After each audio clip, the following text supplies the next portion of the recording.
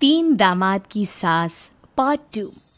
अब तक आपने सुना कि कावेरी जी अपनी तीनों बेटियों ईशा, मोहिनी और सुहाना की शादी तीन घर जमाई लड़कों के साथ करवा देती है। उन्हें लगता है कि ये लड़के शायद घर का कामकाज संभाल लेंगे, लेकिन उनके तीनों घर जमाई बहुत आलसी थे। वो नौकरी भी नहीं करते थे और बाहर का काम भी नहीं। कावेरी जी ने अपनी बेटियों से कहा कि वो प्रेगनेंसी का बहाना बनाकर अपने पतियों को सबक सिखाए। अब सुनिए आगे। मम्मी, आपने जैसा कहा था हमने वैसा ही किया, लेकिन देखिए ना, विवेक का हाल तो वैसा का वैसा ही है। घर में ना सुबह का नाश्ता बनता है और ना खाना। नौकरी पर जाने की बात करूं तो खाने को दौड़ते हैं मुझे। हाँ मम्मी, मैंने भी सुमित को कितनी बार कहा कि अगर नौकरी नहीं करनी तो कोई छोटी सी दुकान ही खोल लो, घर का खर्चा कैसे चलेगा। देखो दोपहर के 12 बजने आए और जनाब अभी तक सो रहे हैं। हाँ मम्मी, ईशा और सुहाना ठीक कहती हैं। अविनाश का भी यही हाल है। जब मैंने अपनी प्रेगनेंसी के बारे में कहा तो मुझसे कहने लगा, अरे दूसरी लड़कियां तो 9-9 महीने तक नौकरी करती है, बस डिलीवरी के टाइम छुट्टी लेती है। मोहिनी, तुम भी नौकरी करो। अब मुझे कहाँ नौकरी मिलेगी। मम्मी बताओ अब मैं क्या करूँ। हे भगवान, क्या सोचकर घर जमाई दामाद लाई थी मैं कि मेरी बेटियां मेरे पास रहेंगी और खुश रहेंगी, लेकिन इन आलसी दामादों ने तो हमारी जिंदगी को भी प्रॉब्लम में डाल दिया है। मैं तो कहती हूँ मम्मी, हम लोग वापस अपनी जॉब पर जाना शुरू कर देते हैं। बता देते हैं इन लोगों को कि हमने प्रेगनेंसी का बहाना किया है। नहीं नहीं बेटा, ऐसी गलती भी मत करना। अगर तुमने ऐसा किया तो इन तीनों की आदत और ख़राब हो जाएगी। अरे आज नहीं तो कल कभी तो तुम प्रेग्नेंट होगी, तब वापस यही प्रॉब्लम आएगी। तब क्या करोगी तुम तीनों। हाँ मम्मी, आपकी बात तो बिल्कुल सही है। इन लोगों को तो सुधारना ही पड़ेगा। लेकिन कैसे? अपने बच्चों के आने की खबर सुनकर भी इन लोगों पर कोई असर नहीं हो रहा। पैसे कमाने के लिए घर से बाहर निकलना ही नहीं चाहते ये तीनों। अब मेरे दिमाग में एक प्लान आया है। तुम तीनों चिंता मत करो, उन तीनों को बुलाओ, फिर मैं बात करती हूँ। थोड़ी देर बाद कावेरी जी अपने तीनों दामादों को सामने बुलाकर अपनी बात कहना शुरू करती हैं।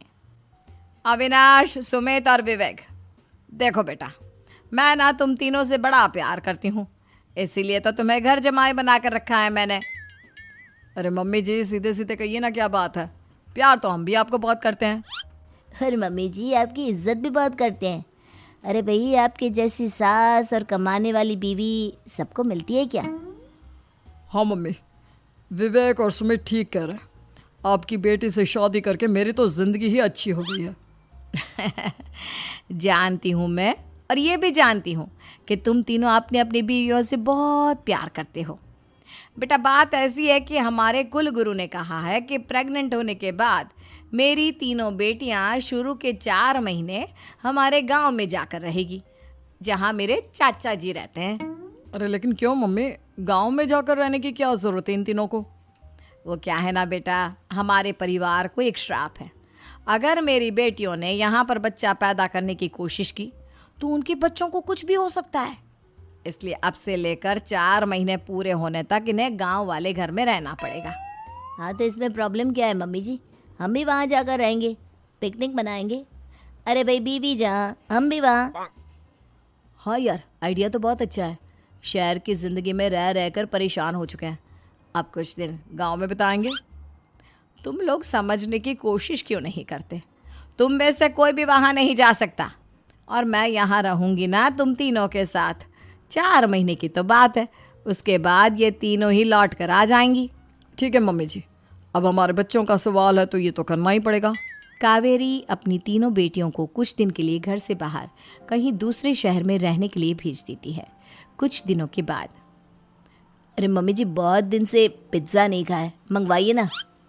क्या बताऊं बेटा, पहले तो बेटियां खर्चा दे देती थी क्योंकि उनकी नौकरी थी, लेकिन अब तो मेरे पास पैसे ही नहीं बचे। थोड़े बहुत पैसे हैं जो बच्चों की डिलीवरी में काम आएंगे।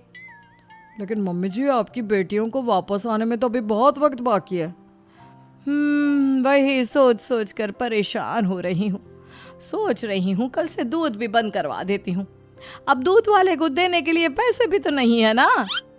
अरे नहीं नहीं मम्मी जी, अगर दूध भी बंद करवा दोगी तो मुझे चाय कहाँ से मिलेगी? और चाय के बिना मैं तो मर ही जाऊंगा। क्या करूं बेटा, इसके अलावा हमारे पास कोई ऑप्शन नहीं है, मेरे पास पैसे ही नहीं बचे। इस तरह कावेरी जी धीरे धीरे अपने तीनों दामादों को पैसे देना बंद कर देती हैं और घर में खाने पीने की चीज़ें लाना भी बंद कर देती है। अब वो तीनों बुरी तरह से परेशान होने लगे थे और इसलिए एक दिन तीनों प्लान करके घर से बाहर निकलते हैं और बाजार में जाने के बाद यार अच्छा खाना खाए हुए कितने दिन हो गए, पता नहीं कब अच्छा खाना मिलेगा। हमारी बीवियों के जाने के बाद तो हमारी हालत भिखारियों जैसी हो गई है यार। कुछ भी हो, मुझे तो आज पिज्ज़ा खाना ही खाना है। जेब में 1 रुपया नहीं और पिज्ज़ा खाएगा, कहाँ से आएंगे पैसे? अरे देख वहाँ सामने बोर्ड पर क्या लिखा हुआ है, कंप्यूटर पर काम करने के लिए एक आदमी की आवश्यकता है। भाई मैं तो जा रहा हूँ, काम करूँगा और शाम तक पैसे लाकर आराम से पिज्ज़ा खाऊंगा। जा जा, तुझे कोई काम नहीं देने वाला, हम तो घर जा रहे हैं। चल भाई सुमित। सुमित और अविनाश वहाँ से चले जाते हैं और विवेक उस कंप्यूटर शॉप पर सारा दिन काम करके 5,000 रुपये कमा कर घर लौट कर आता है और अपने खाने के लिए अच्छी अच्छी चीज़ें भी लेकर आता है। ये देखकर विवेक और सुमित के दिल में भी कुछ पैसे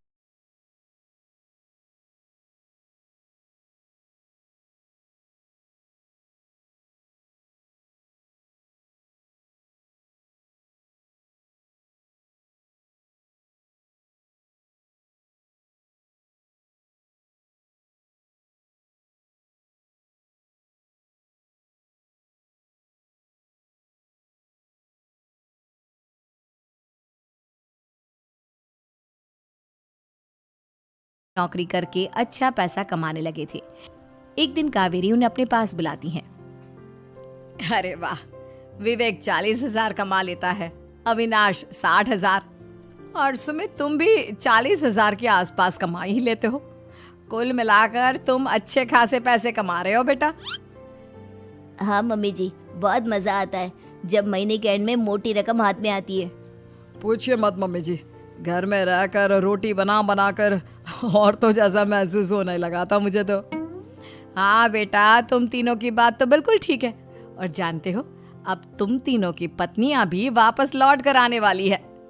लेकिन मम्मी जी अभी तो उन्हें गए सिर्फ 2 महीने हुए हैं, आपने तो कहा था वो 4 महीने के बाद लौट कर आएंगी। ऐसा कुछ नहीं है बेटा, मैं सिर्फ तुम तीनों को सबक सिखाना चाहती थी कि आदमी घर में बैठकर बीवी की कमाई खाता हुआ अच्छा नहीं लगता। इस दुनिया में हर इंसान को मेहनत करनी चाहिए, काम करना चाहिए, चाहे वो औरत हो या आदमी, ताकि अपने परिवार को संभाल सके। कावेरी की बात सुनकर उन तीनों को अपनी गलती का एहसास होता है और कावेरी उन्हें सच बता देती है कि ईशा, सुहाना और मोहिनी शहर में ही कहीं दूसरी जगह रह रहे थे। शाम के वक्त उन तीनों की पत्नियां लौट कर आ जाती है और कावेरी जी का परिवार एक खुशहाल परिवार की तरह रहने लगता है।